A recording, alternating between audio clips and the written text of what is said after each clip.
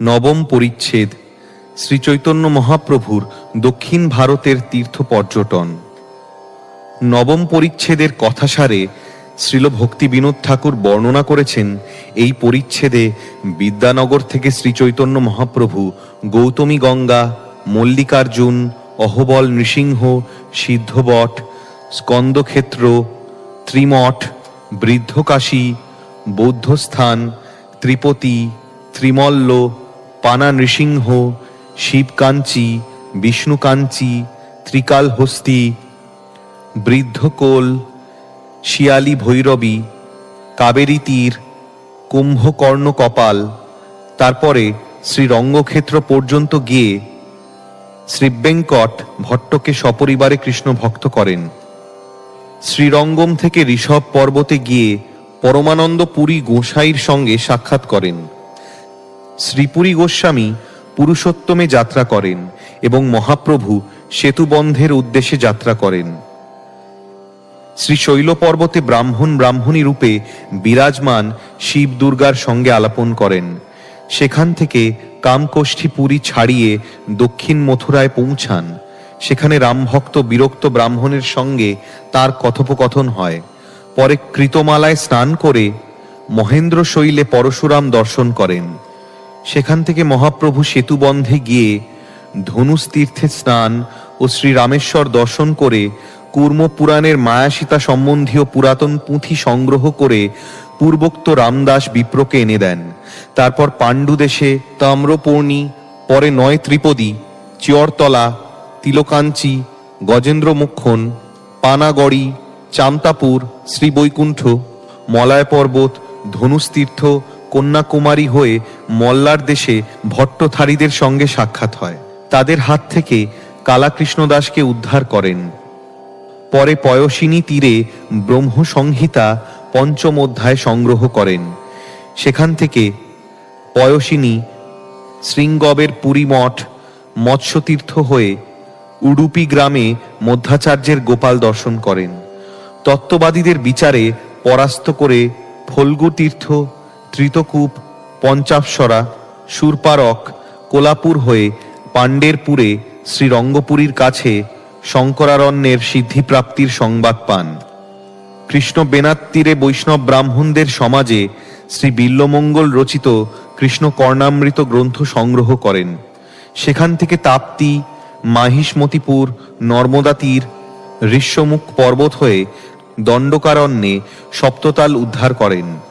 সেখান থেকে পম্পা সরোবর, পঞ্চবটী, নাসিক, ব্রহ্মগিরি, গোদাবরীর জন্মস্থান কুশাবর্ত প্রভৃতি বহু তীর্থ দর্শন করে বিদ্যানগরে উপস্থিত হন।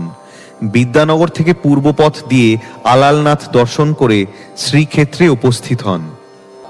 বৌদ্ধ, জৈন, মায়াবাদ আদি বহুবিধ মতরূপ কুমিরের দ্বারা আক্রান্ত গজেন্দ্ররূপ দাক্ষিণাত্যবাসীদের তাঁর কৃপাচক্র দ্বারা উদ্ধার করে শ্রী গৌরচন্দ্র তাদের বৈষ্ণবে পরিণত করেছিলেন। শ্রী চৈতন্য মহাপ্রভুর জয়, শ্রী মন্নিতানন্দ প্রভুর জয়, শ্রী অদ্বৈত আচার্য প্রভুর জয় এবং শ্রী চৈতন্য মহাপ্রভুর সমস্ত ভক্তবৃন্দের জয়। শ্রী চৈতন্য মহাপ্রভুর দক্ষিণ ভারত গমন বিশেষ বৈশিষ্ট্যপূর্ণ, কেননা তিনি সেখানে সহস্র সহস্র তীর্থ দর্শন করেছিলেন। তাঁর পাদস্পর্শের দ্বারা তিনি সেই সমস্ত তীর্থকে মহাতীর্থে পরিণত করেছিলেন। সেই ছলে তিনি সেই দেশের সমস্ত মানুষদেরও উদ্ধার করেছিলেন। ক্রম অনুসারে সেই সমস্ত তীর্থের বর্ণনা আমি করতে পারবো না, কারণ এক তীর্থ থেকে আরেক তীর্থে যাওয়ার পথে মহাপ্রভু দক্ষিণে এবং বামে অন্যান্য বহু তীর্থে গমনাগমন করেছিলেন। ক্রম অনুসারে সেই সমস্ত তীর্থের বর্ণনা করা সম্ভব নয়, তাই আমি কেবল মুখ্য মুখ্য তীর্থগুলির নাম উল্লেখ করছি। পূর্বের মতো যে সমস্ত গ্রামে শ্রীচৈতন্য মহাপ্রভু গিয়েছিলেন, সেই সমস্ত গ্রামের সমস্ত অধিবাসীরা বৈষ্ণব হয়ে নিরন্তর হরিনাম এবং কৃষ্ণনাম কীর্তন করতে শুরু করেছিলেন। এইভাবে তারা সকলে বৈষ্ণব হয়েছিলেন এবং তারা আবার অন্যান্য গ্রামে গিয়ে সেই সমস্ত গ্রামের অধিবাসীদের বৈষ্ণবে পরিণত করেছিলেন। দক্ষিণ ভারতে বিভিন্ন প্রকার মানুষ ছিল। তাদের কেউ জ্ঞানী, কেউ সকাম কর্মী, এই রকম অগণিত পাষণ্ডী সেখানে ছিল। শ্রীচৈতন্য মহাপ্রভুর দর্শনের প্রভাবে সেই সমস্ত লোকেরা তাদের নিজ নিজ মত পরিত্যাগ করে বৈষ্ণব হলেন। সেই সময় দক্ষিণ ভারতের বৈষ্ণবদের মধ্যে কেউ ছিলেন রাম উপাসক, কেউ ছিলেন তত্ত্ববাদী, কেউ শ্রী বৈষ্ণব। সেই সমস্ত বৈষ্ণবেরা শ্রীচৈতন্য মহাপ্রভুকে দর্শন করে কৃষ্ণোপাসক হলেন এবং নিরন্তর কৃষ্ণনাম গ্রহণ করতে লাগলেন। হে রামচন্দ্র, হে রঘুকুল তিলক, দয়া করে তুমি আমাকে পালন করো। হে কৃষ্ণ, হে কেশব, দয়া করে তুমি আমাকে রক্ষা করো। পথ চলতে চলতে শ্রীচৈতন্য মহাপ্রভু এই শ্লোকটি কীর্তন করতেন। এইভাবে কীর্তন করতে করতে তিনি গৌতমী গঙ্গায় উপস্থিত হয়ে গঙ্গা স্নান করলেন। তারপর শ্রী চৈতন্য মহাপ্রভু মল্লিকার্জুন তীর্থে গিয়ে মহাদেবের বিগ্রহ দর্শন করেন। সেখানে তিনি সমস্ত মানুষদের হরে কৃষ্ণ মহামন্ত্র কীর্তনে উদ্বুদ্ধ করেন। রামদাস নামক মহাদেবের বিগ্রহ দর্শন করে শ্রী চৈতন্য মহাপ্রভু অহবল নামক স্থানে নৃসিংহদেবের মন্দিরে যান। অহবল নৃসিংহ বিগ্রহ দর্শন করে শ্রী চৈতন্য মহাপ্রভু তাকে বহু প্রণতি এবং স্তুতি করলেন। তারপর সিদ্ধবট নামক স্থানে সীতাপতি শ্রীরামচন্দ্রের বিগ্রহ দর্শন করলেন। তিনি রঘুনাথ শ্রীরামচন্দ্রকে দর্শন করে তাকে প্রণতি এবং স্তব করলেন। তখন এক বিপ্র মধ্যাহ্নে তার গৃহে প্রসাদ গ্রহণ করার জন্য তাকে নিমন্ত্রণ করলেন। সেই ব্রাহ্মণটি নিরন্তর রামচন্দ্রের দিব্য নাম উচ্চারণ করতেন। রাম নাম ছাড়া তিনি অন্য কোনো নাম বলতেন না। সেই দিন শ্রী চৈতন্য মহাপ্রভু তার ঘরে রইলেন এবং তার কাছে প্রসাদ ভিক্ষা করলেন। এইভাবে তাকে কৃপা করে শ্রী গৌরহরি এগিয়ে চললেন। স্কন্দক্ষেত্র নামক তীর্থে শ্রী চৈতন্য মহাপ্রভু স্কন্দদেবের মন্দির দর্শন করলেন। সেখান থেকে তিনি ত্রিমঠে যান এবং সেখানে ত্রিবিক্রম বিষ্ণু বিগ্রহ দর্শন করেন। ত্রিবিক্রম বিষ্ণু বিগ্রহ দর্শন করে শ্রী চৈতন্য মহাপ্রভু সিদ্ধবটে সেই বিপ্রের ঘরে আবার ফিরে এলেন। তখন সেখানে তিনি দেখলেন যে সেই বিপ্র নিরন্তর কৃষ্ণনাম গ্রহণ করছেন। সেখানে মধ্যাহ্নে ভিক্ষা করে শ্রী চৈতন্য মহাপ্রভু তাকে জিজ্ঞাসা করলেন, হে বিপ্র, তোমার এই দশা কিভাবে হলো? আগে তো তুমি সবসময় রাম নাম নিতে, এখন কেন নিরন্তর কৃষ্ণনাম গ্রহণ করছো? সেই বিপ্র তখন উত্তর দিলেন, তোমার দর্শনের প্রভাবেই তা হয়েছে। তোমাকে দেখা মাত্র আমার আজন্মের স্বভাব পরিবর্তিত হয়ে গেছে। বাল্যকাল থেকে আমি রাম নাম গ্রহণ করতাম, কিন্তু তোমাকে দেখে আমার মুখে একবার কৃষ্ণনাম এলো।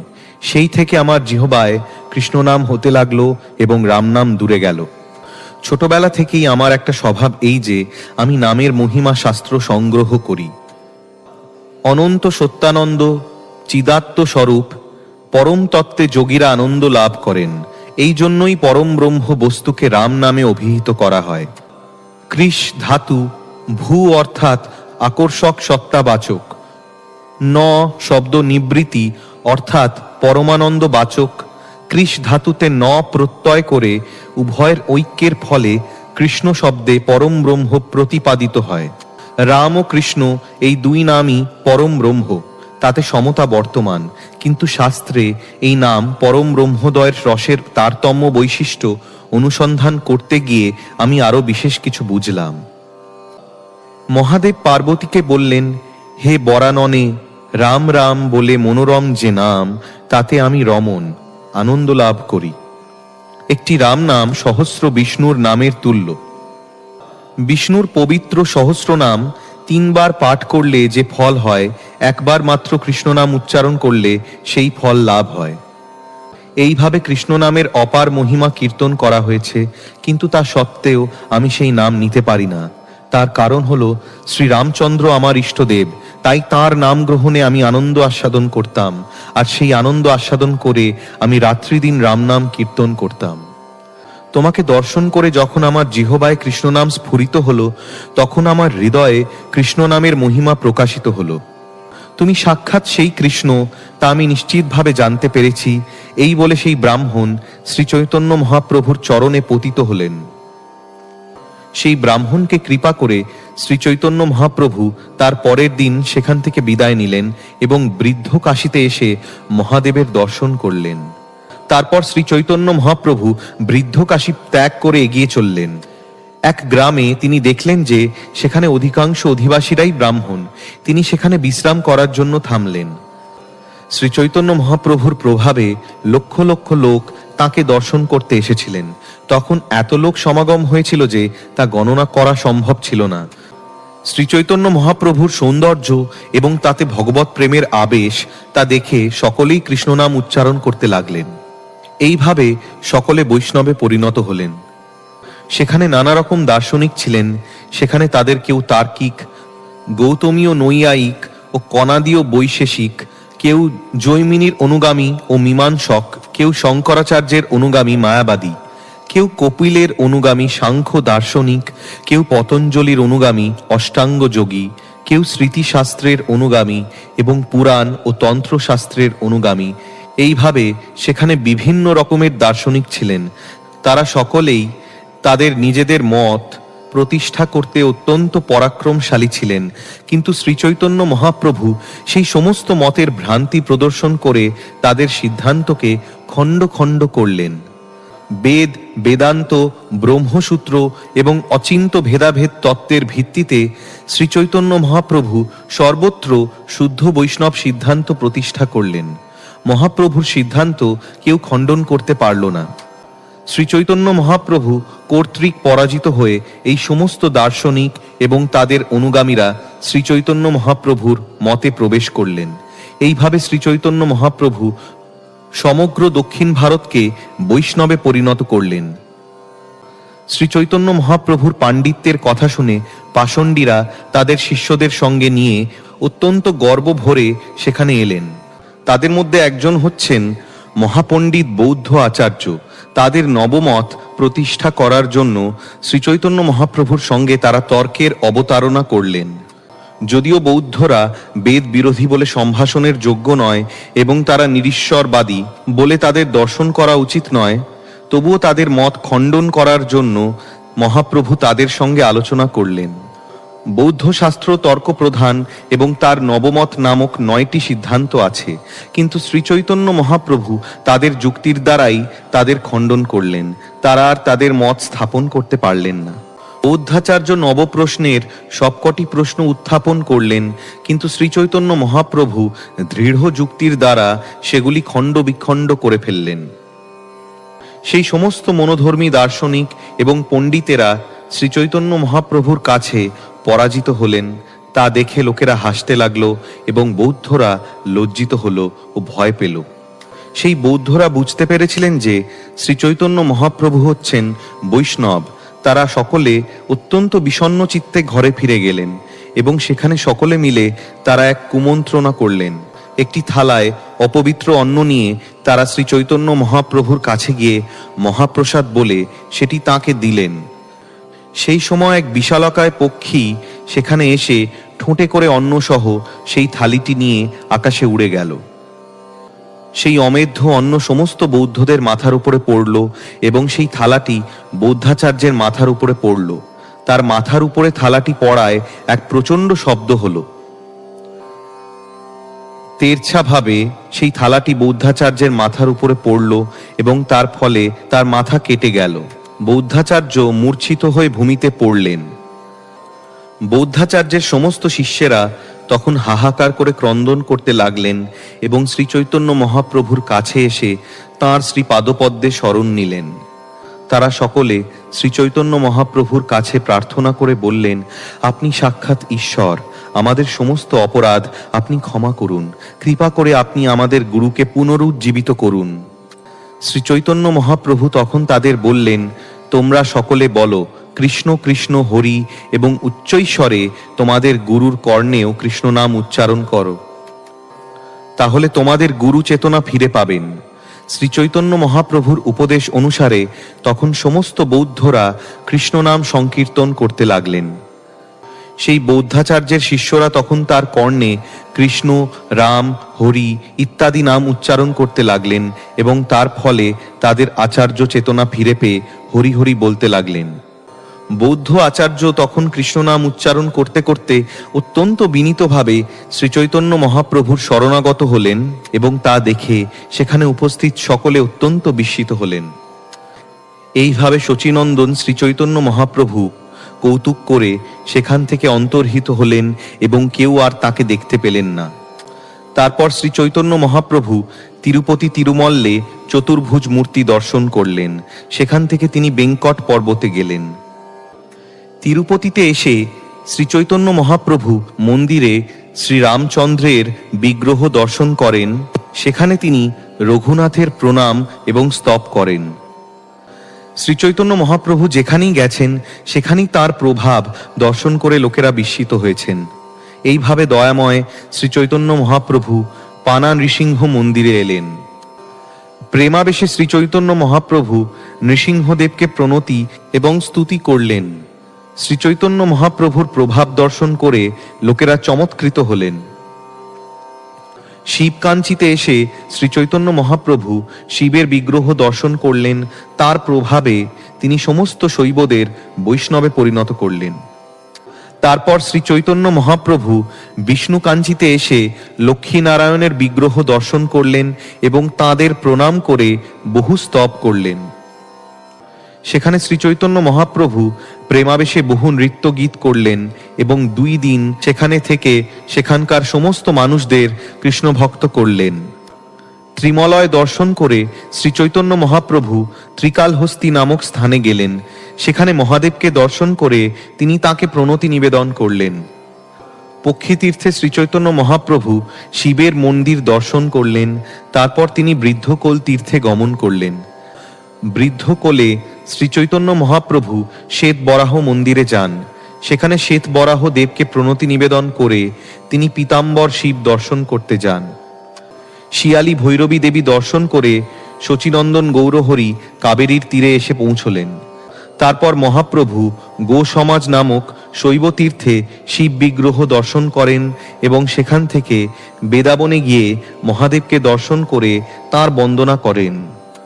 অমৃতলিঙ্গ নামক শিব বিগ্রহ দর্শন করে শ্রীচৈতন্য মহাপ্রভু তাঁর বন্দনা করলেন।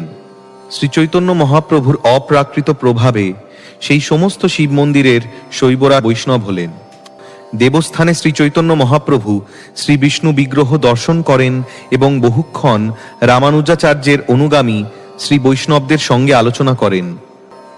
কুম্ভকর্ণ কপালে সরোবর দর্শন করে শ্রী চৈতন্য মহাপ্রভু শিবক্ষেত্র নামক স্থানে শিব দর্শন করেন। শিবক্ষেত্র থেকে শ্রী চৈতন্য মহাপ্রভু পাপনাশন তীর্থে গমন করেন এবং সেখানে শ্রী বিষ্ণুর বিগ্রহ দর্শন করেন। তারপর তিনি শ্রী রঙ্গক্ষেত্রে গমন করেন।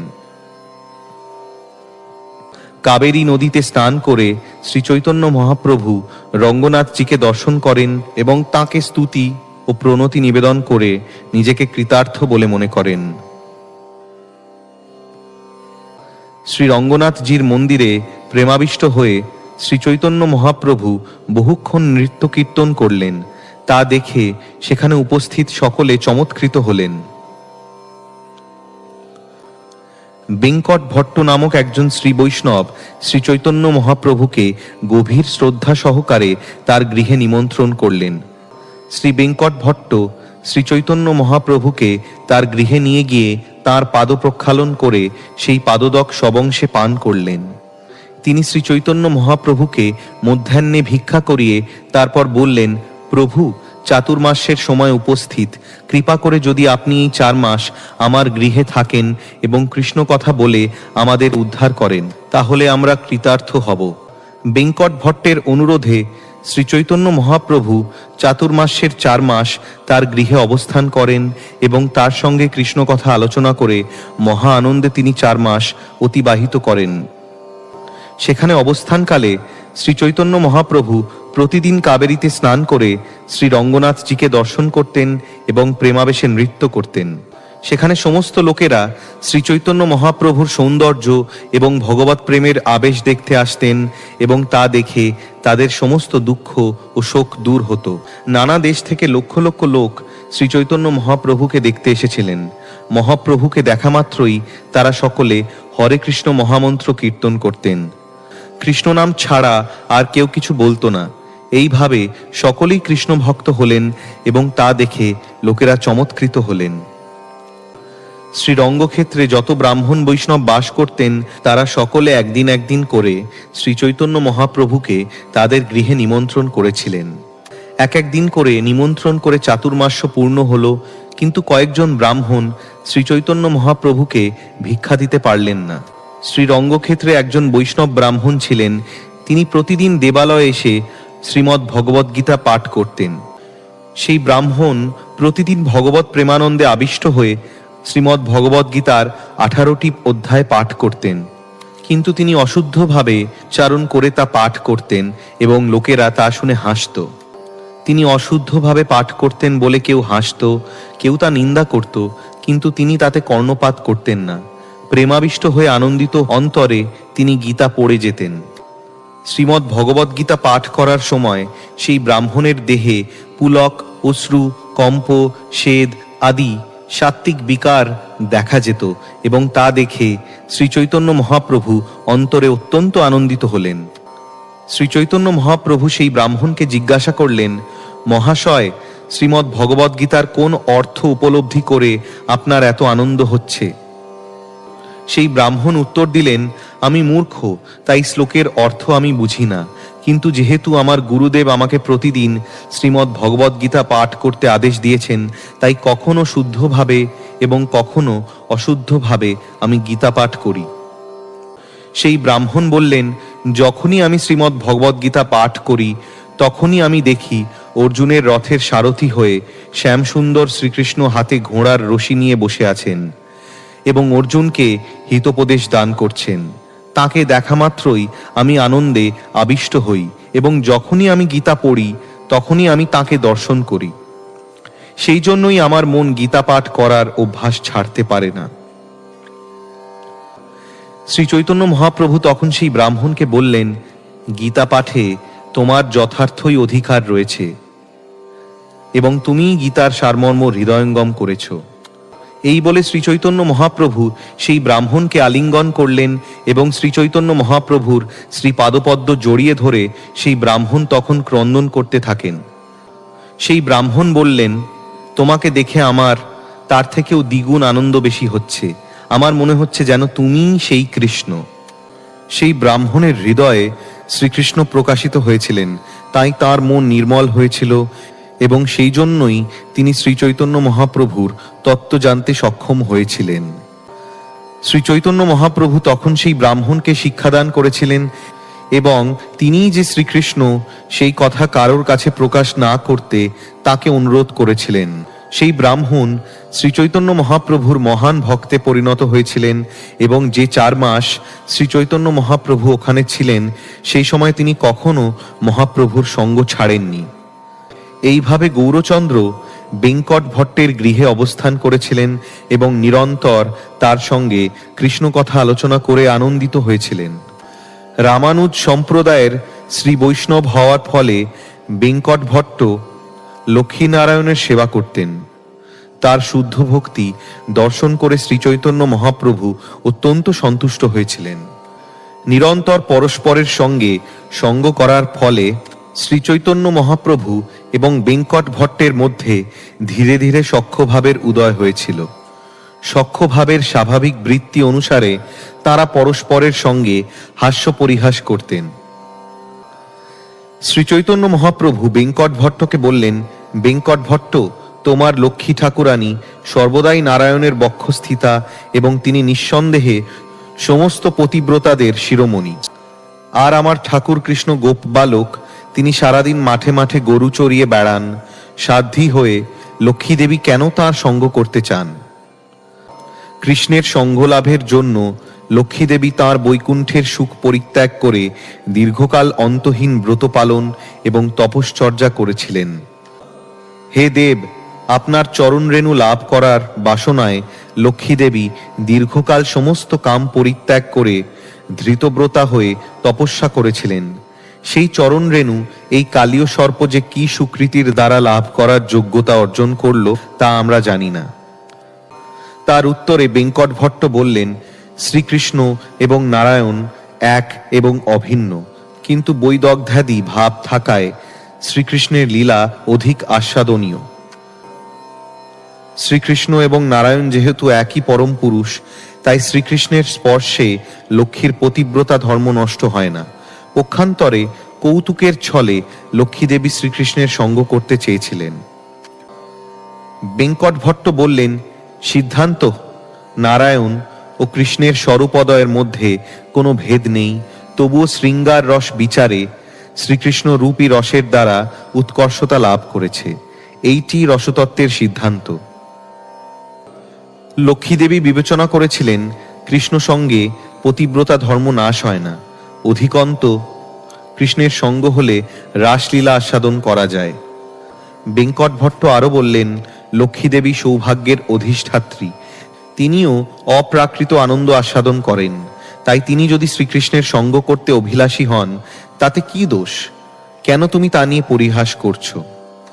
শ্রীচৈতন্য মহাপ্রভু বললেন, তাতে দোষ নেই, তা আমি জানি, কিন্তু শাস্ত্রের বর্ণনায় আমি শুনেছি লক্ষ্মীদেবী শ্রীকৃষ্ণের রাসলীলায় অংশগ্রহণ করতে পারেননি। শ্রীকৃষ্ণ যখন বৃন্দাবনের রাসোৎসবে ব্রজগোপিকাদের সঙ্গে নৃত্য করছিলেন, তখন ব্রজগোপিকারা তার বাহুযুগলের দ্বারা আলিঙ্গিতা হয়েছিলেন। শ্রীকৃষ্ণের এই প্রকার অনুগ্রহ তাঁর বক্ষবিলাসিনী লক্ষ্মীদেবী প্রভৃতি চিৎ জগতের নিতান্ত অনুগত শক্তিদেরও লাভ হয়নি। পদ্মগন্ধা স্বর্গীয় রমণীদেরও যখন তা লাভ হয়নি, তখন এই জড়জগতের স্ত্রীলোকদের কথা আর কি বলবো? লক্ষ্মীদেবী কেন রাসলীলায় প্রবেশ করতে পারলেন না, অথচ মূর্তিমান শ্রুতিগণ তো তপশ্চর্যা করে রাস নৃত্যে শ্রীকৃষ্ণের সঙ্গ উপভোগ করেছিলেন? তার কারণ কি আপনি বলতে পারেন? মুনিগণ প্রাণায়ামের দ্বারা নিঃশ্বাস প্রশ্বাস জয় করে মন ও ইন্দ্রিয় সমূহকে দৃঢ়রূপে যোগযুক্ত করে হৃদয়ে যে ব্রহ্মের উপাসনা করেছিলেন, ভগবানের শত্রুরাও কেবলমাত্র তাকে অনুধ্যান করে, ভয় ব্যাকুল হয়েও মনে মনে চিন্তা করে। সেই ব্রহ্মে প্রবেশ করেছিল ব্রজ স্ত্রীগণ শ্রীকৃষ্ণের সর্পশরীর তুল্য ভুজদণ্ডের সৌন্দর্যে মোহিত হয়ে তার পাদপদ্মের সুধা লাভ করেছিলেন। আমরাও সেই গোপীদেহ লাভ করে গোপী ভাবে তার পাদপদ্ম সুধা পান করেছি। শ্রীচৈতন্য মহাপ্রভু যখন জিজ্ঞাসা করলেন, শ্রুতিগণ রাসলীলায় প্রবেশ করতে পারলেন অথচ লক্ষ্মীদেবী পারলেন না, এর কি কারণ? তখন বেঙ্কট ভট্ট বললেন, সেই অচিন্ত রহস্য বোঝা আমার পক্ষে সম্ভব নয়। বেঙ্কট ভট্ট তখন স্বীকার করলেন, আমি একটি ক্ষুদ্র বুদ্ধি সম্পন্ন সাধারণ জীব এবং স্বাভাবিকভাবে অস্থির, আর ভগবানের লীলা কোটি সমুদ্রের মতো গম্ভীর। তুমি সাক্ষাৎ সেই পরমেশ্বর ভগবান শ্রীকৃষ্ণ। তোমার নিজের কার্যকলাপের উদ্দেশ্য তুমি জানো, এবং যাকে তুমি জানাও সে কেবল তোমার লীলার মর্ম বুঝতে পারে। শ্রীচৈতন্য মহাপ্রভু উত্তর দিলেন, শ্রীকৃষ্ণের একটি বিশেষ স্বভাব হচ্ছে যে তিনি তার মাধুর্যের দ্বারা সকলের চিত্ত আকর্ষণ করেন। গোলক বৃন্দাবনে শ্রীকৃষ্ণের নিত্য পার্শ্বদের আনুগত্যের ফলে শ্রীকৃষ্ণের চরণাশ্রয় লাভ করা যায়। সেই সমস্ত ব্রজবাসীরা জানেন না শ্রীকৃষ্ণ হচ্ছেন পরমেশ্বর ভগবান। সেখানে কেউ তাকে পুত্রজ্ঞানে উদ্খুলে বাঁধেন, আবার কেউ সখা জ্ঞানে তার সঙ্গে খেলায় জিতে তার কাঁধে চড়েন। ব্রজজনেরা শ্রীকৃষ্ণকে নন্দ মহারাজের পুত্র বলে জানেন। ঐশ্বর্য জ্ঞানে তার সঙ্গে তাদের কোনো সম্পর্ক নেই। ব্রজবাসীদের ভাব অনুসারে যিনি শ্রীকৃষ্ণের ভজনা করেন তিনিই ব্রজে ব্রজেন্দ্র নন্দন শ্রীকৃষ্ণকে পান। পরমেশ্বর ভগবান যশোদাপুত্র শ্রীকৃষ্ণ রাগানুগ ভক্তিপরায়ণ ভক্তদের কাছে সুলভ। মনোধর্মী, জ্ঞানী, ব্রত ও তপস্যাপরায়ণ আত্মারামের কাছে তেমন সুলভ নন। শ্রুতিগণ গোপীদের অনুগত হয়ে গোপীভাব অবলম্বন করে যশোদানন্দন শ্রীকৃষ্ণের ভজনা করেছিলেন। শ্রুতিগণ যখন ব্রজভূমিতে জন্মগ্রহণ করে বাহ্যে গোপীদেহ এবং অন্তরে গোপীভাব প্রাপ্ত হলেন, তখন তারা শ্রীকৃষ্ণের রাসলীলায় অংশগ্রহণ করতে পেরেছিলেন। শ্রীকৃষ্ণ জাতিতে গোপ এবং গোপীরা হচ্ছেন তাঁর প্রেয়সী। শ্রীকৃষ্ণ কখনো স্বর্গের দেবী বা অন্য কোনো স্ত্রীর সঙ্গ করেন না। লক্ষ্মীদেবী তাঁর সেই চিন্ময় দেহ নিয়ে শ্রীকৃষ্ণের সঙ্গ করতে চেয়েছিলেন, কিন্তু তিনি গোপিকাদের অনুগত হয়ে শ্রীকৃষ্ণের ভজনা করেননি। গোপীদেহ ভিন্ন অন্য কোনো দেহ নিয়ে শ্রীকৃষ্ণের সঙ্গে রাসবিলাস করা যায় না। তাই বেদব্যাস নায়ং সুখাপো ভগবান শ্লোকটির মাধ্যমে সেই তত্ত্ব প্রতিপন্ন করেছেন। পূর্বে ভেঙ্কট ভট্টের মনে একটি অভিমান ছিল যে শ্রীনারায়ণ হলেন স্বয়ং ভগবান। তাই তিনি মনে করতেন যে নারায়ণের ভজনই সর্বশ্রেষ্ঠ ভজন অতএব শ্রী বৈষ্ণবের ভজন সর্বোত্তম। তার এই গর্ব খণ্ডন করার জন্য শ্রী চৈতন্য মহাপ্রভু পরিহাসের ছলে তাকেই সমস্ত কথা বললেন। শ্রী চৈতন্য মহাপ্রভু তাকে বললেন, বেঙ্কট ভট্ট, শ্রীকৃষ্ণ যে স্বয়ং ভগবান সেই সম্বন্ধে মনে কোনো সংশয় রেখো না। শ্রীনারায়ণ শ্রীকৃষ্ণের বিলাস মূর্তি, তাই তিনি লক্ষ্মী দেবী এবং তাঁর অনুগামীদের চিত্ত হরণ করেন। ভগবানের এই সমস্ত অবতারেরা পুরুষাবতারদের অংশ অথবা কলা, কিন্তু শ্রীকৃষ্ণ হচ্ছেন স্বয়ং পরমেশ্বর ভগবান। যুগে যুগে তিনি অসুরদের অত্যাচার থেকে জগৎকে রক্ষা করার জন্য আবির্ভূত হন। যেহেতু শ্রীকৃষ্ণের 4টি অসাধারণ গুণ রয়েছে যা নারায়ণে নেই, তাই লক্ষ্মী দেবী শ্রীকৃষ্ণের সঙ্গ লাভের জন্য সর্বদা সতৃষ্ণ থাকেন। তুমি যে শ্লোকটির উল্লেখ করেছিলে সেই শ্লোকটিতে প্রমাণিত হয় যে শ্রীকৃষ্ণই হচ্ছেন স্বয়ং ভগবান। বেঙ্কট ভট্ট বললেন, সিদ্ধান্ত নারায়ণ ও কৃষ্ণের স্বরূপদ্বয়ের কোনো ভেদ নেই, তবুও শৃঙ্গার রস বিচারে শ্রীকৃষ্ণ রূপী রসের দ্বারা উৎকর্ষতা লাভ করেছে। এইটি রসতত্ত্বের সিদ্ধান্ত। স্বয়ং ভগবান শ্রীকৃষ্ণ লক্ষ্মীর মন হরণ করেন, কিন্তু নারায়ণ গোপিকাদের মন হরণ করতে পারেন না। তা থেকেই শ্রীকৃষ্ণের পরমোৎকর্ষতা প্রমাণিত হয়। শ্রীনারায়ণের কি কথা! শ্রীকৃষ্ণ নিজেই গোপিকাদের সঙ্গে পরিহাসের ছলে নারায়ণের রূপ ধারণ করেছিলেন, কিন্তু তার চতুর্ভুজ মূর্তি দেখে তার প্রতি গোপিকাদের অনুরাগ হয়নি। একসময় শ্রীকৃষ্ণ কৌতুক সহকারে তার অপূর্ব সুন্দর চতুর্ভুজ নারায়ণ মূর্তি প্রকাশ করেন। অত্যন্ত সুন্দর সেই রূপ দর্শন করে কিন্তু গোপিকাদের অনুরাগ সংকুচিত হয়। তাই নন্দনন্দন শ্রীকৃষ্ণের প্রতি অনন্য ভাবযুক্ত গোপিকাদের প্রেমের মহিমা বিদগ্ধ পণ্ডিতেরাও হৃদয়ঙ্গম করতে পারেন না। শ্রীকৃষ্ণের প্রতি পরম রস সমন্বিত গোপিকাদের ভাব সবচাইতে নিগূঢ় পারমার্থিক রহস্য। এইভাবে বেঙ্কট ভট্টের গর্ব খর্বক করে তাকে সুখ দেওয়ার জন্য সেই সিদ্ধান্তের পরিবর্তন করে তিনি বেঙ্কট ভট্টকে বললেন, তুমি মনে দুঃখ পেও না, এ সমস্ত কথা আমি তোমাকে পরিহাস ছলে বললাম। এখন শাস্ত্রের সিদ্ধান্ত শোনো, যাতে বৈষ্ণবেরা বিশ্বাস করেন। শ্রীকৃষ্ণ এবং নারায়ণে কোনো ভেদ নেই, কেননা তারা একই স্বরূপ। তেমনি গোপী এবং লক্ষ্মীতে কোনো ভেদ নেই, কেননা তাঁরাও এক রূপ। গোপীদের মাধ্যমে লক্ষ্মীদেবী কৃষ্ণ সঙ্গ আস্বাদন করেন। ভগবানের বিভিন্ন রূপে ভেদ বুদ্ধি করলে অপরাধ হয়। বৈদির্যমণি যেমন ভিন্ন ভিন্ন বস্তুর স্পর্শে নীল, পিত ইত্যাদি বর্ণ ধারণ করে, তেমনি ভক্তের ভাবনা অনুসারে উপাসনা ভেদে এক এবং অদ্বিতীয় ভগবানও পৃথক পৃথক রূপ ধারণ করেন। বেঙ্কট ভট্ট তখন বললেন, কোথায় আমি এক অধঃপতিত জীব, আর তুমি শ্রীকৃষ্ণ স্বয়ং ভগবান। শ্রীকৃষ্ণের লীলা অনন্ত, তার কিছুই আমি জানি না। তুমি যা বলো তাই আমি সত্য বলে মানি। লক্ষ্মীনারায়ণ আমাকে পূর্ণরূপে কৃপা করেছেন, তাঁদের কৃপার প্রভাবেই আমি তোমার শ্রীচরণ কমল দর্শন করতে পেরেছি। কৃপা করে তুমি আমার কাছে শ্রীকৃষ্ণের মহিমা বর্ণনা করেছ, যাঁর রূপ গুণ ঐশ্বর্যের সীমা কেউ খুঁজে পায় না। এখন আমি জানতে পারলাম যে কৃষ্ণ ভক্তি সর্বশ্রেষ্ঠ আরাধনা। সেই তত্ত্ব আমার কাছে প্রকাশ করে তুমি আমাকে কৃতার্থ করলে। এই বলে বেঙ্কট ভট্ট শ্রীচৈতন্য মহাপ্রভুর শ্রীপাদপদ্মে পতিত হলেন এবং শ্রীচৈতন্য মহাপ্রভু কৃপা করে তাকে আলিঙ্গন করলেন। চাতুর্মাস্য পূর্ণ হলে বেঙ্কট ভট্টের অনুমতি নিয়ে শ্রীরঙ্গ দর্শন করে শ্রীচৈতন্য মহাপ্রভু দক্ষিণ অভিমুখে যাত্রা করলেন। বেঙ্কট ভট্ট শ্রীচৈতন্য মহাপ্রভুর সঙ্গে সঙ্গে চললেন। তিনি তার গৃহে ফিরে যেতে চাইলেন না। অনেক যত্ন করে বুঝিয়ে শ্রীচৈতন্য মহাপ্রভু তাকে বিদায় দিলেন। শ্রীচৈতন্য মহাপ্রভুর বিরহে বেঙ্কট ভট্ট অচেতন হয়ে পড়লেন। এইভাবে শচীনন্দন শ্রীচৈতন্য মহাপ্রভু শ্রীরঙ্গক্ষেত্রে লীলাবিলাস করেছিলেন। ঋষভ পর্বতে শ্রীচৈতন্য মহাপ্রভু নারায়ণের দর্শন করেছিলেন এবং প্রণতি নিবেদন করে ভগবানের স্তুতি করেছিলেন। চতুর্মাস্য ব্রত পালন করে পরমানন্দ পুরী ঋষভ পর্বতে অবস্থান করছেন শুনে শ্রীচৈতন্য মহাপ্রভু তার সঙ্গে সাক্ষাৎ করতে গেলেন।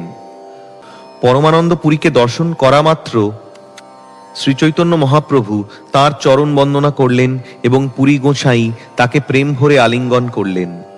এক ব্রাহ্মণের গৃহে পরমানন্দ পুরীর সঙ্গে শ্রীচৈতন্য মহাপ্রভু একত্রে 3 দিন ছিলেন এবং কৃষ্ণপ্রেমে আবিষ্ট হয়ে কৃষ্ণ কথা আলোচনা করেছিলেন। পরমানন্দ পুরী শ্রীচৈতন্য মহাপ্রভুকে বলেন যে শ্রী জগন্নাথ দেবকে দর্শন করার জন্য তিনি পুরুষোত্তমে যাবেন এবং তারপর গঙ্গা স্নান করার জন্য গৌড়ে যাবেন। শ্রীচৈতন্য মহাপ্রভু তখন তাকে বলেন, আপনি পুনরায় নীলাচলে ফিরে আসবেন, আমিও শীঘ্রই রামেশ্বর সেতুবন্ধ থেকে সেখানে ফিরে যাব। আপনার কাছে থাকতে আমার খুব ইচ্ছা করে, তাই আমার প্রতি দয়া করে নীলাচলে আপনি আসবেন। এই বলে তার আজ্ঞা নিয়ে শ্রীচৈতন্য মহাপ্রভু হরষিত হয়ে দক্ষিণে চললেন। পরমানন্দ পুরী নীলাচলে চললেন, আর শ্রীচৈতন্য মহাপ্রভু তীর্থ ভ্রমণ করতে করতে শ্রীশৈলে এসে উপস্থিত হলেন। সেখানে শিব এবং দুর্গা ব্রাহ্মণের বেশে বাস করতেন এবং শ্রীচৈতন্য মহাপ্রভুকে দেখে তারা অত্যন্ত আনন্দিত হয়েছিলেন। 3 দিন তারা শ্রীচৈতন্য মহাপ্রভুকে নিমন্ত্রণ করে ভিক্ষা দিয়েছিলেন এবং নিভৃতে বসে তারা দুইজন তার সঙ্গে গোপনীয় বিষয়ে আলোচনা করেছিলেন। মহাদেবের সঙ্গে ইষ্টগোষ্ঠী করে শ্রীচৈতন্য মহাপ্রভু তার কাছ থেকে বিদায় নিয়ে কামকোষ্ঠী পুরী গিয়েছিলেন। কামকোষ্ঠী থেকে শ্রীচৈতন্য মহাপ্রভু দক্ষিণ মথুরায় গেলেন এবং সেখানে এক ব্রাহ্মণের সঙ্গে তার দেখা হলো। সেই বিপ্র শ্রীচৈতন্য মহাপ্রভুকে তার গৃহে নিমন্ত্রণ করলেন। তিনি ছিলেন একজন মহান রামভক্ত এবং বিষয়ে বিরক্ত মহাজন। কৃতমালা নদীতে স্নান করে শ্রীচৈতন্য মহাপ্রভু সেই ব্রাহ্মণের গৃহে গেলেন, কিন্তু তিনি কি ভিক্ষা করবেন? তিনি গিয়ে দেখলেন যে সেই ব্রাহ্মণ রন্ধন পর্যন্ত করেননি। শ্রীচৈতন্য মহাপ্রভু সেই ব্রাহ্মণকে বললেন, মহাশয়, মধ্যাহ্ন হয়ে গেল, অথচ আপনি এখনো পাক করেননি কেন? সেই ব্রাহ্মণ তখন উত্তর দিলেন, প্রভু, আমরা অরণ্যে বাস করি, আজকাল বনে রন্ধনের সামগ্রী পাওয়া যাচ্ছে না।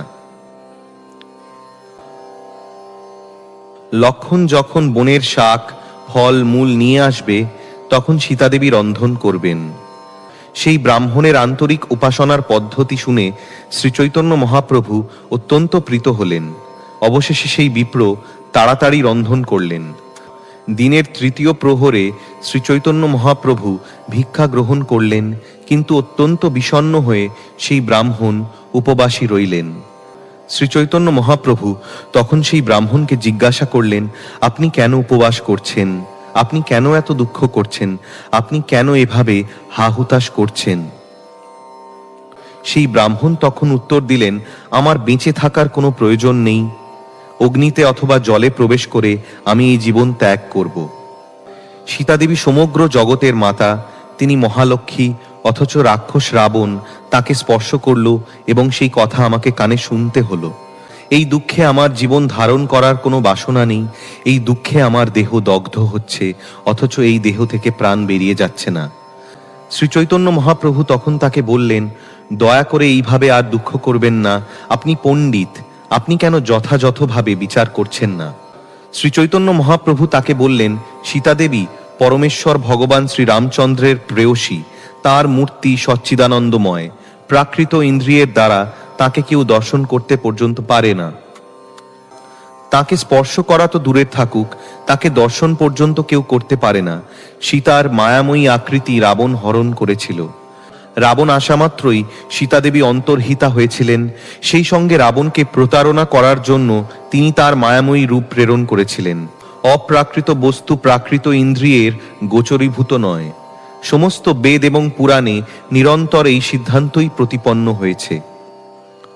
শ্রীচৈতন্য মহাপ্রভু ব্রাহ্মণকে বললেন, আমার কথা আপনি বিশ্বাস করুন এবং আর কখনো এভাবে দুর্ভাবনা করবেন না।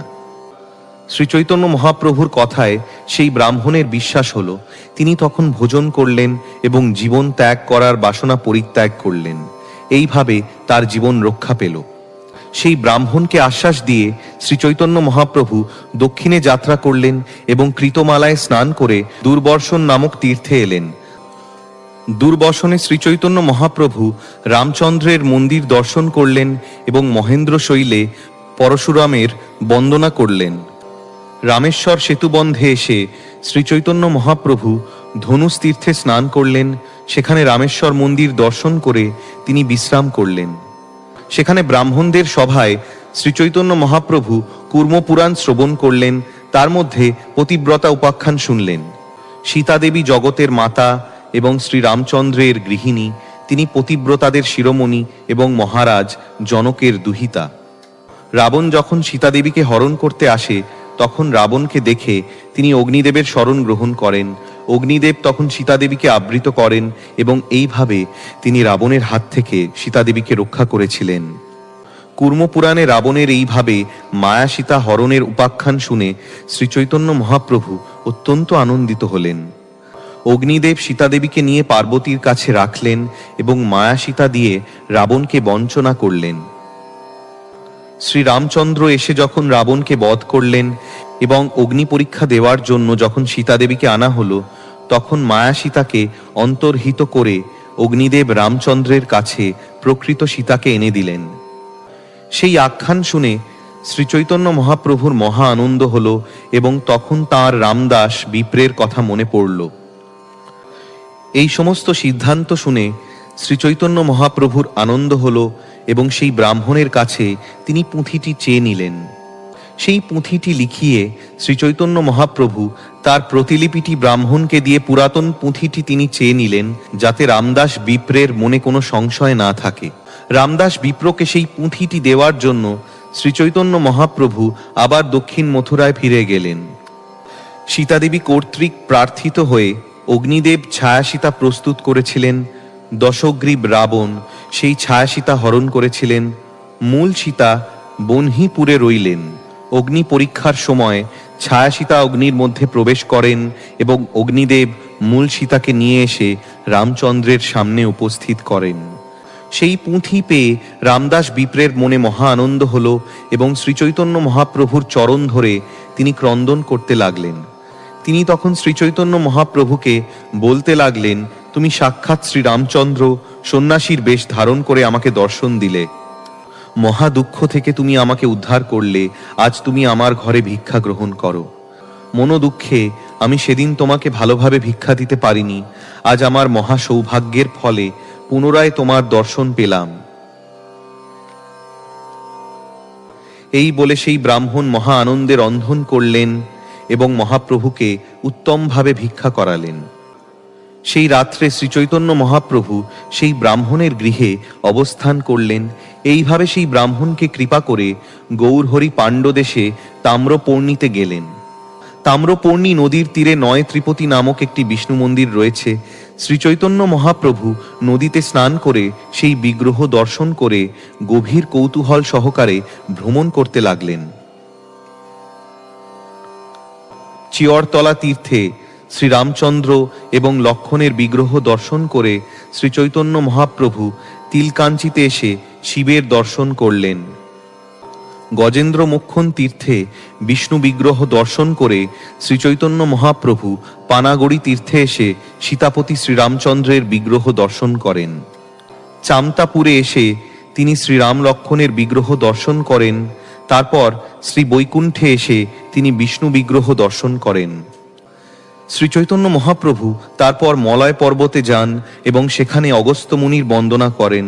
তারপর সেখান থেকে কন্যাকুমারীতে যান। কন্যাকুমারী দর্শন করে শ্রীচৈতন্য মহাপ্রভু আমলিতলায় শ্রীরামচন্দ্রের বিগ্রহ দর্শন করেন। তারপর তিনি মল্লার দেশে যান। সেখানে ভট্টথারী নামক এক সম্প্রদায়ের অন্তর্গত লোকেরা বাস করত। তমাল কার্তিক দর্শন করে শ্রীচৈতন্য মহাপ্রভু বেতাপনি নামক স্থানে এলেন এবং সেখানে রামচন্দ্রের বিগ্রহ দর্শন করে রাত্রি যাপন করলেন। শ্রীচৈতন্য মহাপ্রভুর সঙ্গে কৃষ্ণদাস নামক এক ব্রাহ্মণ ভৃত্য ছিলেন। ভট্টথারীদের সঙ্গে তার সাক্ষাৎ হয়।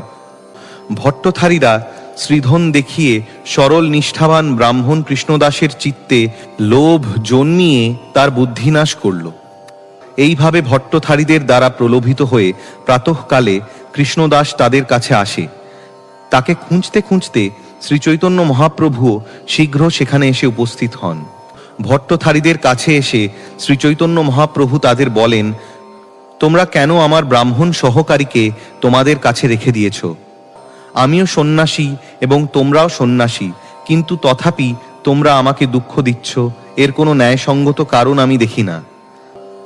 শ্রীচৈতন্য মহাপ্রভুর এই কথা শুনে সমস্ত ভট্টথারীরা অস্ত্র নিয়ে তাকে মারবার জন্য চারিদিক থেকে ধেয়ে এলো, কিন্তু তাদের অস্ত্র তাদের হাত থেকে পড়ে তাদেরই দেহকে আঘাত করতে লাগলো। এইভাবে যখন কয়েকটি ভট্টথারীর দেহ খণ্ড খণ্ড হলো, তখন অন্য সকলে চারদিকে পালাতে শুরু করলো। তখন ভট্টথারীদের ঘরে ক্রন্দনের রোল উঠল এবং শ্রীচৈতন্য মহাপ্রভু চুলে ধরে কৃষ্ণদাসকে সঙ্গে নিয়ে গেলেন। সেই দিন শ্রীচৈতন্য মহাপ্রভু পয়স্বিনী নদীর তীরে এসে উপস্থিত হলেন এবং নদীতে স্নান করে আদিকেশবের মন্দিরে গেলেন। আদিকেশবের বিগ্রহ দর্শন করে শ্রীচৈতন্য মহাপ্রভু প্রেমাবিষ্ট হলেন এবং তাকে প্রণতি নিবেদন করে স্তুতি করে বহু নৃত্য গীত করলেন। শ্রীচৈতন্য মহাপ্রভুর ভগবৎ প্রেম দর্শন করে সেখানে সমবেত সমস্ত মানুষেরা অত্যন্ত চমৎকৃত হলেন এবং সকলে গভীর শ্রদ্ধা ও ভক্তি সহকারে তার অভ্যর্থনা করলেন। আদিকেশবের মন্দিরে শ্রীচৈতন্য মহাপ্রভু মহান ভক্তদের সঙ্গে ভগবত্তত্ত্ব আলোচনা করলেন এবং সেখানে তিনি ব্রহ্ম সংহিতার একটি অধ্যায় পেলেন। এই পুঁথিটি পেয়ে শ্রীচৈতন্য মহাপ্রভুর অপার আনন্দ হল এবং কম্প, অশ্রু, স্বেদ, স্তম্ভ, পুলক আদি ভগবৎ প্রেমের সাত্ত্বিক বিকার সমূহ তাঁর শ্রীঅঙ্গে প্রকাশিত হল।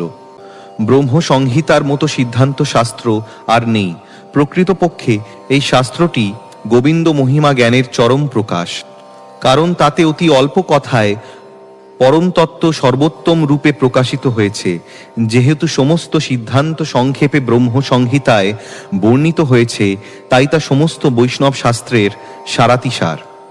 বহু যত্নে শ্রীচৈতন্য মহাপ্রভু ব্রহ্ম সংহিতার প্রতিলিপি লিখিয়ে নিলেন। তারপর হর্ষোৎফুল্ল হয়ে তিনি অনন্ত পদ্মনাভ নামক পীঠস্থানে গেলেন। শ্রীচৈতন্য মহাপ্রভু 2-3 দিন এখানে থেকে অনন্ত পদ্মনাভের দর্শন করলেন এবং তারপর মহা আনন্দে তিনি শ্রী জনার্দন মন্দির দর্শন করতে গেলেন। সেখানে দিন 2 নৃত্য কীর্তন করে তিনি পয়স্বিনী নদীর তীরে শঙ্কর নারায়ণ মন্দির দর্শন করলেন। সেখানে তিনি শঙ্করাচার্যের স্থান শৃঙ্গেরি মঠে এলেন। তারপর মৎস্যতীর্থ দর্শন করে তুঙ্গভদ্রা নদীতে স্নান করলেন। তারপর শ্রীচৈতন্য মহাপ্রভু উডুপিতে শ্রী মধ্যাচার্যের স্থানে এলেন, যেখানে তত্ত্ববাদী দার্শনিকেরা বাস করতেন। সেখানে শ্রীকৃষ্ণ বিগ্রহ দর্শন করে তিনি প্রেমে উন্মত্ত হয়েছিলেন। উডুপিতে শ্রীচৈতন্য মহাপ্রভু পরম সুন্দর নর্তক গোপাল বিগ্রহ দর্শন করেন। এই বিগ্রহ স্বপ্নে দেখা দিয়ে মধ্যাচার্যের কাছে এসেছিলেন। এই শ্রীবিগ্রহটি গোপীচন্দনে আবৃত হয়ে নৌকাতে ছিলেন এবং মধ্যাচার্য তাকে প্রাপ্ত হন। মধ্যাচার্য এই নর্তক গোপাল বিগ্রহ উডুপিতে নিয়ে আসেন এবং সেখানে তাকে প্রতিষ্ঠা করেন। তত্ত্ববাদী নামক মধ্যাচার্যের অনুগামীরা আজও তাঁর সেবা করে আসছেন। গোপালের সেই অপূর্ব বিগ্রহ দর্শন করে শ্রীচৈতন্য মহাপ্রভু মহা আনন্দ অনুভব করেছিলেন। বহুক্ষণ ধরে প্রেমাবেশে তিনি নৃত্য গীত করেছিলেন। প্রথমে তত্ত্ববাদী বৈষ্ণবেরা শ্রীচৈতন্য মহাপ্রভুকে মায়াবাদী সন্ন্যাসী বলে মনে করেছিলেন, তাই তারা প্রথম দর্শনে তাকে সম্ভাষণ করেননি। কিন্তু পরে তার প্রেমাবেশ দর্শন করে তারা চমৎকৃত হলেন এবং তাকে বৈষ্ণব জেনে গভীর প্রীতি সহকারে অভ্যর্থনা করলেন। শ্রীচৈতন্য মহাপ্রভু বুঝতে পারলেন যে তত্ত্ববাদীরা তাদের বৈষ্ণবতার গর্বে গর্বিত, তাই তিনি মৃদু হেসে তাদের কিছু বললেন। তাদের সকলের অন্তরের গর্বভাব অনুভব করে গৌরচন্দ্র তাদের সঙ্গে তত্ত্বকথা আলোচনা শুরু করলেন। সেই তত্ত্ববাদী আচার্য সমস্ত শাস্ত্রে অত্যন্ত পারদর্শী ছিলেন। শ্রীচৈতন্য মহাপ্রভু যেন অত্যন্ত দীনভাবে তার কাছে প্রশ্ন করতে লাগলেন। শ্রীচৈতন্য মহাপ্রভু বললেন, জীবনের প্রকৃত উদ্দেশ্য সাধ্যতত্ত্ব এবং কিভাবে সেই উদ্দেশ্য সাধন করা যায় সাধন তত্ত্ব আমি ভালো মতে জানি না, দয়া করে সেই সম্বন্ধে আমাকে উপদেশ দিন। আচার্য তখন বললেন, বর্ণাশ্রম ধর্ম অনুশীলন করার মাধ্যমে শ্রীকৃষ্ণকে কর্মার্পণ করাই কৃষ্ণ ভক্তের শ্রেষ্ঠ সাধন। 5 প্রকার মুক্তি প্রাপ্ত হয়ে বৈকুণ্ঠে গমন করাই শ্রেষ্ঠ সাধ্য, এই তত্ত্বই শাস্ত্রে নিরূপিত হয়েছে। শ্রীচৈতন্য মহাপ্রভু তখন বললেন, বৈদিক শাস্ত্রে কিন্তু বলা হয়েছে যে শ্রবণ কীর্তন আদি ভক্তঙ্গের অনুশীলনই শ্রীকৃষ্ণের প্রেম সেবা লাভের পরম সাধন। শ্রীকৃষ্ণের শ্রবণ, কীর্তন, স্মরণ, পাদসেবন, অর্চন, বন্দন, দাস্য, সখ্য, আত্মনিবেদন এই নবলক্ষণ সম্পন্ন ভক্তি শ্রীকৃষ্ণে অর্পিত হয়ে সাধিত হলে সর্বসিদ্ধি লাভ হয়। এইটি শাস্ত্রের নির্দেশ। শ্রবণ কীর্তন আদি নবধা ভক্তি অনুশীলন করার ফলে যে কৃষ্ণপ্রেম উদিত হয়, সেইটি হচ্ছে পঞ্চম পুরুষার্থ এবং জীবনের পরম প্রাপ্তি। কেউ যখন ভক্তিমার্গে যথার্থই উন্নতি সাধন করেন এবং তার অতি প্রিয় ভগবানের দিব্য নাম কীর্তন করে আনন্দমগ্ন হন, তখন তিনি অত্যন্ত উদ্দীপ্ত হয়ে উচ্চস্বরে ভগবানের নাম কীর্তন করেন। তিনি কখনো হাসেন, কখনো কাঁদেন, কখনো উন্মাদের মতো নৃত্য করেন। বাইরের লোকেরা কে কি বলে সে সম্বন্ধে তার কোনো জ্ঞান থাকে না। সমস্ত শাস্ত্রে সকাম কর্মের নিন্দা করা হয়েছে, তাই সকাম কর্ম ত্যাগ করাই বিধেয়, কারণ কর্ম থেকে কখনো শ্রীকৃষ্ণের প্রেম ভক্তি লাভ করা যায় না। শ্রীমদ্ভাগবতে ভগবানের উক্তি, ধর্মশাস্ত্রে আমি যা ধর্ম বলে আদেশ করেছি তার গুণ দোষ বিচারপূর্বক সেই সমস্ত ধর্ম প্রবৃত্তি ত্যাগ করে যিনি আমাকে ভজন করেন তিনি সর্বোৎকৃষ্ট সাধু। শ্রীমদ্ ভগবদ গীতায় ভগবানের বাণী, সমস্ত ধর্ম পরিত্যাগ করে একমাত্র আমার শরণাপন্ন হও, তাহলে আমি তোমাকে সর্বপাপ থেকে মুক্ত করব, তুমি সেজন্য শোক করো না। যে পর্যন্ত কর্মমার্গে নির্বেদ উদিত না হয় অথবা আমার কথা শ্রবণাদিতে শ্রদ্ধা না জন্মায়, সেই পর্যন্ত নিত্য নৈমিত্তিক কর্ম আদি কৃত হোক। শুদ্ধ ভক্তরা পঞ্চবিধ মুক্তি পরিত্যাগ করেন। প্রকৃতপক্ষে তাদের কাছে মুক্তি অত্যন্ত তুচ্ছ, কেননা তারা মুক্তিকে নরকের মতো বলে মনে করেন। আমার ভক্তদের শালক্য, শাষ্টি, সামীপ্য, সারূপ্য এবং সাযুজ্য মুক্তি দান করা হলেও তারা তা গ্রহণ করেন না, কেননা আমার অপ্রাকৃত সেবা ব্যতীত তাদের আর কোনো বাসনা নেই। অপরিত্য সম্পত্তি, পুত্র, স্বজন, ধনসম্পদ, পত্নী এবং দেবতাদেরও আকাঙ্ক্ষিত রাজশ্রীকে ভরত মহারাজ যে অভিলাষ করেননি, তা তাঁর পক্ষে উপযুক্তই হয়েছে, যেহেতু তাঁর মতো কৃষ্ণ সেবানুরক্ত সাধুর পক্ষে যখন নির্বাণ মুক্তিও তুচ্ছ, তখন পার্থিব সুখের তো কথাই নেই। যারা নারায়ণ ভক্ত তারা কখনো কোনো কিছুতে ভীত হন না, কেননা তারা স্বর্গ, অপবর্গ ও নরকে তুল্যার্থদর্শী। মুক্তি এবং কর্ম এই দুটি বস্তুই ভক্তেরা পরিত্যাগ করেন। আপনি সেই দুটিকে সাধ্য এবং সাধন বলে স্থাপন করার চেষ্টা করছেন। শ্রী চৈতন্য মহাপ্রভু তত্ত্ববাদী আচার্যকে বললেন, আমি সন্ন্যাসী বলে আপনি আমাকে বঞ্চনা করছেন এবং তাই প্রকৃত সাধ্য সাধনের লক্ষণ আপনি আমাকে বলছেন না। শ্রী চৈতন্য মহাপ্রভুর কথা শুনে তত্ত্ববাদী আচার্য লজ্জিত হলেন এবং তাঁর বৈষ্ণবতা দেখে অত্যন্ত বিস্মিত হলেন। তত্ত্ববাদী আচার্য উত্তর দিলেন, আপনি যা বললেন তা অবশ্যই সত্য। সমস্ত বৈষ্ণব শাস্ত্রে এই সিদ্ধান্তই সুনিশ্চিত রূপে প্রতিপন্ন হয়েছে। তবুও শ্রীল মধ্বাচার্য যে পন্থা প্রদর্শন করে গেছেন, আমরা সম্প্রদায় সম্বন্ধে তা আচরণ করছি। শ্রী চৈতন্য মহাপ্রভু বললেন, কর্মী এবং জ্ঞানী উভয়ই ভক্তিহীন, অথচ আপনাদের সম্প্রদায়ে সেই বৈচিত্র্যই বর্তমান দেখছি। আপনাদের সম্প্রদায় আমি কেবল একটি গুণ দেখছি, তা হচ্ছে আপনারা ভগবানের শ্রীবিগ্রহকে সত্য বলে স্বীকার করেন। এইভাবে তত্ত্ববাদীদের গর্ব চূর্ণ করে শ্রী চৈতন্য মহাপ্রভু ফল্গু তীর্থ নামক স্থানে গমন করলেন। শচীনন্দন শ্রী চৈতন্য মহাপ্রভু ত্রিতকূপে বিশালা দেবীর বিগ্রহ দর্শন করেন এবং তারপর পঞ্চাপ্সরা তীর্থে গমন করেন। তারপর শ্রী চৈতন্য মহাপ্রভু গোকর্ণে শিব মন্দির দর্শন করলেন এবং সেখান থেকে দৈপায়নীতে যান। তারপর সন্ন্যাসী শিরোমণি শ্রী চৈতন্য মহাপ্রভু সুরপারক তীর্থে যান। শ্রী চৈতন্য মহাপ্রভু তারপর কোলাপুরে লক্ষ্মী দেবীর বিগ্রহ দর্শন করে ক্ষীর ভগবতী দর্শন করেন। তারপর লাঙ্গ গণেশ দর্শন করে চোর পার্বতী দর্শন করেন। সেখান থেকে শ্রী চৈতন্য মহাপ্রভু পাণ্ডরপুরে যান এবং সেখানে বিঠ্ঠল ঠাকুর দর্শন করে মহা আনন্দিত হন। শ্রী চৈতন্য মহাপ্রভু প্রেমাবেশে বহু নৃত্য কীর্তন করলেন এবং সেখানে এক বিপ্র তাকে তার গৃহে নিমন্ত্রণ করলেন। সেই ব্রাহ্মণ বহু যত্ন করে শ্রী চৈতন্য মহাপ্রভুকে ভিক্ষা করালেন। ভিক্ষা করে শ্রী চৈতন্য মহাপ্রভু সেখানে একটি অত্যন্ত শুভ সংবাদ পেলেন। শ্রীরঙ্গপুরী নামক মাধবেন্দ্রপুরীর এক শিষ্য সেই গ্রামে এক ব্রাহ্মণের গৃহে অবস্থান করছেন। সেই সংবাদ পেয়ে শ্রীচৈতন্য মহাপ্রভু তৎক্ষণাৎ সেই ব্রাহ্মণের গৃহে শ্রীরঙ্গপুরীকে দর্শন করতে গেলেন এবং সেখানে গিয়ে দেখলেন যে তিনি বসে রয়েছেন। শ্রীরঙ্গপুরীকে দর্শন করা মাত্র প্রেমাবিষ্ট হয়ে শ্রীচৈতন্য মহাপ্রভু তাকে দণ্ডবৎ প্রণতি নিবেদন করলেন এবং তার অঙ্গে অশ্রু, পুলক, কম্প, স্বেদ আদি সাত্ত্বিক বিকার সমূহ দেখা দিল। শ্রীচৈতন্য মহাপ্রভুর এই প্রেমাবিষ্ট অবস্থা দেখে শ্রীরঙ্গপুরী অত্যন্ত বিস্মিত হলেন এবং তার কাছে গিয়ে তাকে মাটি থেকে উঠতে বললেন। শ্রীরঙ্গপুরী শ্রীচৈতন্য মহাপ্রভুকে বললেন, শ্রীপাদ, আপনি নিশ্চয়ই আমার গুরুদেব শ্রী মাধবেন্দ্র পুরীর সঙ্গে সম্পর্কিত, তা না হলে এই ধরনের ভগবৎ প্রেম তো অন্য কোথাও দেখা যায় না। এই বলে শ্রীরঙ্গপুরী শ্রীচৈতন্য মহাপ্রভুকে মাটি থেকে উঠিয়ে আলিঙ্গন করলেন এবং গলাগলি করে দুজনেই ক্রন্দন করতে লাগলেন। তার কিছুক্ষণ পরে প্রেমাবিষ্ট অবস্থা থেকে মুক্ত হয়ে তারা দুজন ধৈর্য ধারণ করলেন।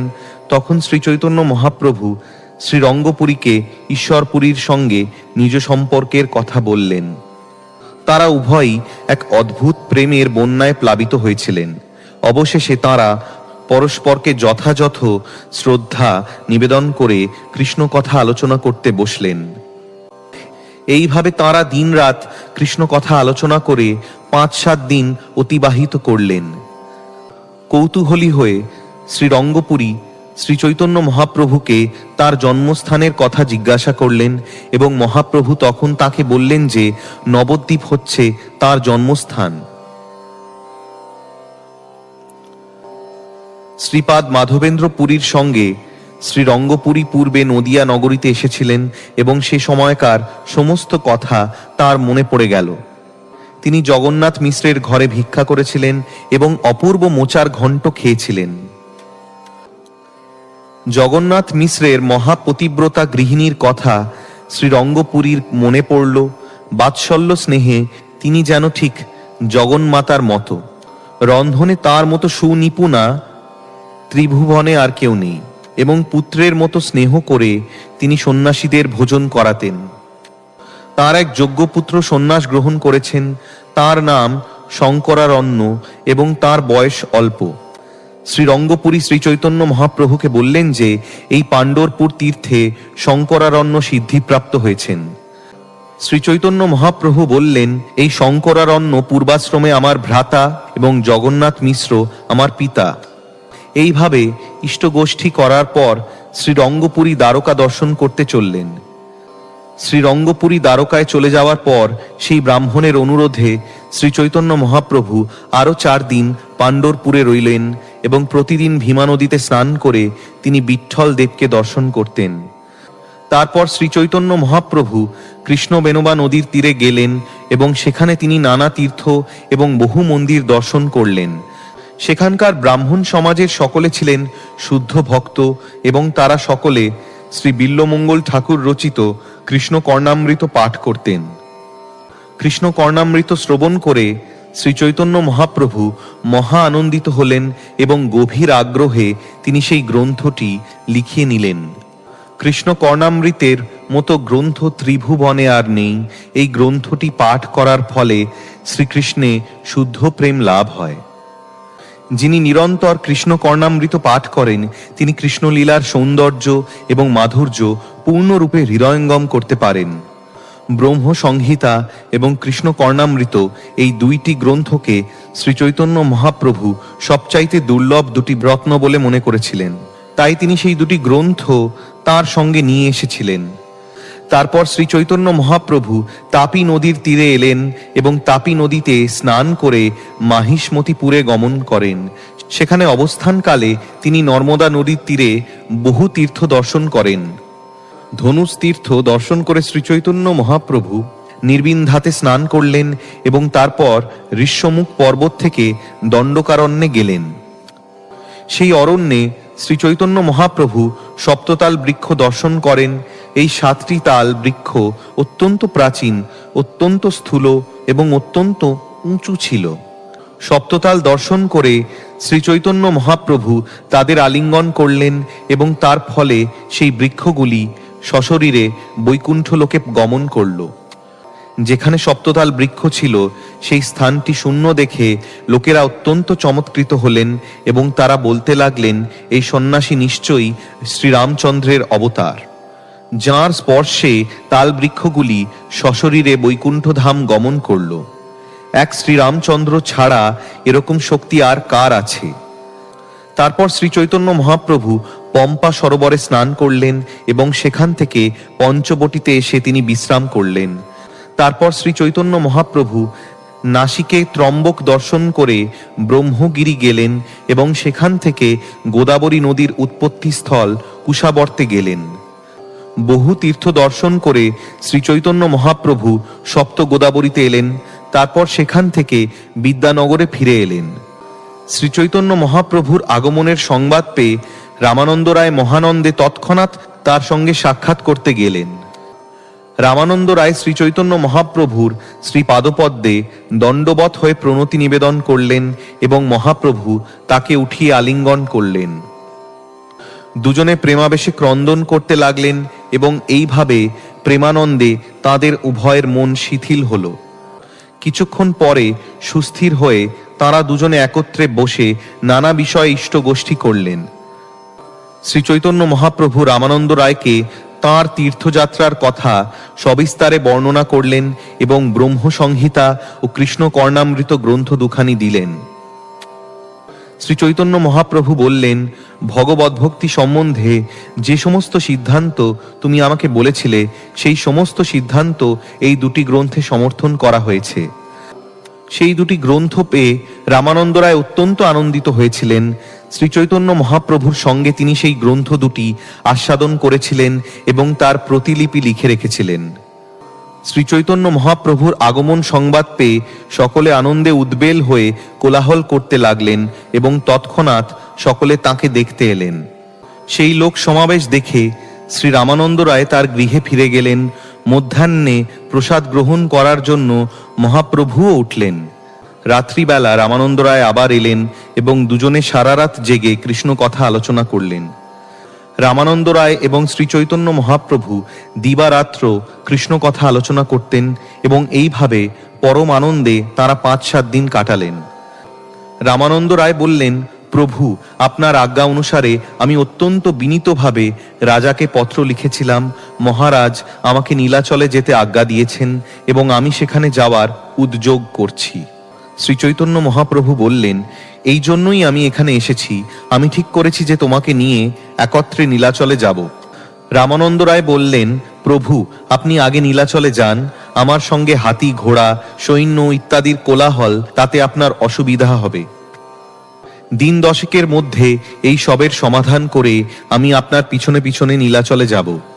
তখন শ্রীচৈতন্য মহাপ্রভু রামানন্দ রায়কে আসতে আজ্ঞা দিয়ে আনন্দিত চিত্তে নীলাচলের দিকে যাত্রা করলেন।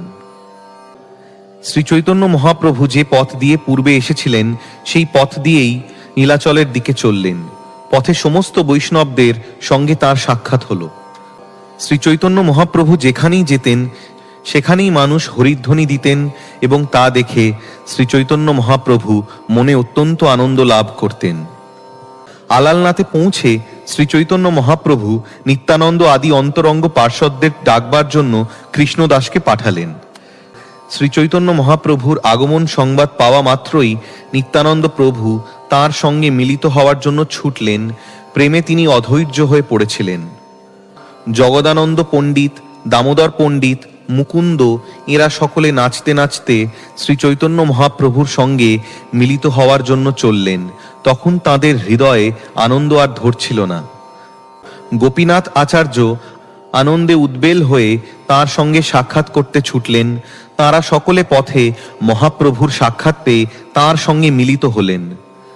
প্রেমাবেশে শ্রীচৈতন্য মহাপ্রভু তাদের সকলকে আলিঙ্গন করলেন এবং প্রেমাবিষ্ট হয়ে তারা সকলে আনন্দ ক্রন্দন করতে লাগলেন। সার্বভৌম ভট্টাচার্য মহা আনন্দে শ্রীচৈতন্য মহাপ্রভুর সঙ্গে মিলিত হতে চললেন এবং সমুদ্রের তীরে মহাপ্রভুর সঙ্গে তার সাক্ষাৎ হল। সার্বভৌম ভট্টাচার্য এসে শ্রী চৈতন্য মহাপ্রভুর চরণ কমলে পতিত হলেন। মহাপ্রভু তাকে উঠিয়ে আলিঙ্গন করলেন। প্রেমাবেশে সার্বভৌম ভট্টাচার্য ক্রন্দন করতে লাগলেন। তারপর তাদের সকলকে নিয়ে শ্রী চৈতন্য মহাপ্রভু জগন্নাথ দেবের দর্শন করতে গেলেন। প্রেমাবিষ্ট হয়ে শ্রী চৈতন্য মহাপ্রভু জগন্নাথ দেবকে দর্শন করলেন এবং কম্প, সেদ ও পুলকাশ্রুতে তাঁর শরীর ভাসতে লাগল। প্রেমাবিষ্ট হয়ে শ্রী চৈতন্য মহাপ্রভু বহু নৃত্য গীত করলেন এবং তখন সমস্ত পাণ্ডারা জগন্নাথ দেবের মালা ও প্রসাদ নিয়ে সেখানে এলেন। জগন্নাথ দেবের মালা প্রসাদ পেয়ে শ্রী চৈতন্য মহাপ্রভু সুস্থির হলেন। তখন জগন্নাথ দেবের সমস্ত সেবকেরা মহা আনন্দে তাঁর সঙ্গে মিলিত হলেন। তারপর কাশী মিশ্র এসে শ্রী চৈতন্য মহাপ্রভুর শ্রীচরণ কমলে পতিত হলেন এবং মহাপ্রভু তখন তাকে শ্রদ্ধা সহকারে আলিঙ্গন করলেন। আজ আমার ঘরে তুমি ভিক্ষা গ্রহণ করবে বলে শ্রী চৈতন্য মহাপ্রভুকে নিমন্ত্রণ করে সার্বভৌম ভট্টাচার্য তাকে তার গৃহে নিয়ে গেলেন। পিঠা, পানা আদি যা কিছু জগন্নাথ দেব খেয়েছিলেন সেই সমস্ত মহাপ্রসাদ সার্বভৌম ভট্টাচার্য প্রচুর পরিমাণে আনালেন। তার অন্তরঙ্গ পার্শ্বদের সঙ্গে নিয়ে শ্রী চৈতন্য মহাপ্রভু মধ্যাহ্নে সার্বভৌম ভট্টাচার্যের ঘরে ভিক্ষা করলেন। ভিক্ষা করিয়ে সার্বভৌম ভট্টাচার্য শ্রী চৈতন্য মহাপ্রভুকে শয়ন করালেন এবং তিনি নিজে তাঁর পাদ সম্বাহন করলেন। শ্রী চৈতন্য মহাপ্রভু তখন তাকে ভোজন করতে পাঠালেন এবং তাকে খুশি করার জন্য তিনি সেই রাত্রে সেখানে রইলেন। শ্রী চৈতন্য মহাপ্রভু সার্বভৌম ভট্টাচার্য এবং তাঁর অন্তরঙ্গ পার্ষদদের তাঁর তীর্থযাত্রার কথা শোনালেন। এইভাবে তাঁরা সারা রাত জেগে মহাপ্রভুর তীর্থযাত্রার বর্ণনা শুনলেন। শ্রী চৈতন্য মহাপ্রভু সার্বভৌম ভট্টাচার্যকে বললেন, আমি এত তীর্থ পর্যটন করলাম, কিন্তু কোথাও তোমার মতো একজন বৈষ্ণবকে আমি দেখলাম না। শ্রী চৈতন্য মহাপ্রভু বললেন, এক রামানন্দ রায় আমাকে বহুত আনন্দ দিয়েছে। সার্বভৌম ভট্টাচার্য বললেন, সেই জন্যই আমি তোমাকে তার সঙ্গে সাক্ষাৎ করতে বলেছিলাম। তীর্থযাত্রার কথা আমি এখানে শেষ করছি। আমি তা সংক্ষেপে বর্ণনা করলাম, কেননা বিস্তারিতভাবে বর্ণনা করা সম্ভব নয়। শ্রী চৈতন্য মহাপ্রভুর লীলা অনন্ত, কেউই তা যথাযথভাবে বর্ণনা করতে পারে না। তবুও লোভের বশবর্তী হয়ে লজ্জার মাথা খেয়ে তা নিয়ে টানাটানি করি। শ্রী চৈতন্য মহাপ্রভুর তীর্থযাত্রার কথা যিনি শ্রবণ করেন, তিনি শ্রী চৈতন্য মহাপ্রভুর শ্রীপাদপদ্মে গভীর প্রেমরূপ মহাসম্পদ লাভ করেন। দয়া করে শ্রদ্ধা এবং ভক্তি সহকারে শ্রী চৈতন্য মহাপ্রভুর অপ্রাকৃত লীলা শ্রবণ করুন এবং মাৎসর্য পরিত্যাগ করে মুখে হরি হরি বলুন। বৈষ্ণব এবং বৈষ্ণব শাস্ত্রের অনুগমন করা ছাড়া কলিকালে আর কোনো ধর্ম নেই। সমস্ত শাস্ত্রের এইটিই হচ্ছে মর্মকথা। শ্রী চৈতন্য মহাপ্রভুর লীলা অন্তহীন এবং গভীর, তাতে প্রবেশ করার ক্ষমতা আমার নেই, তাই তীরে দাঁড়িয়ে আমি তা কেবল স্পর্শ করি। শ্রদ্ধা সহকারে যিনি শ্রী চৈতন্য মহাপ্রভুর লীলা যতই শ্রবণ করেন এবং বিচার করেন, ততই তিনি ভগবৎ প্রেমরূপ মহাসম্পদ লাভ করেন। শ্রীল রূপ গোস্বামী এবং শ্রীল রঘুনাথ দাস গোস্বামীর শ্রীপাদপদ্মের আশ্রয় নিরন্তর কামনা করে তাদের পদাঙ্ক অনুসরণ করে আমি কৃষ্ণদাস শ্রী চৈতন্য চরিতামৃত বর্ণনা করছি। ইতি শ্রী চৈতন্য মহাপ্রভুর দক্ষিণ ভারতের তীর্থ পর্যটন বর্ণনা করে শ্রী চৈতন্য চরিতামৃতের মধ্যলীলার নবম পরিচ্ছেদের ভক্তি বেদান্ত তাৎপর্য।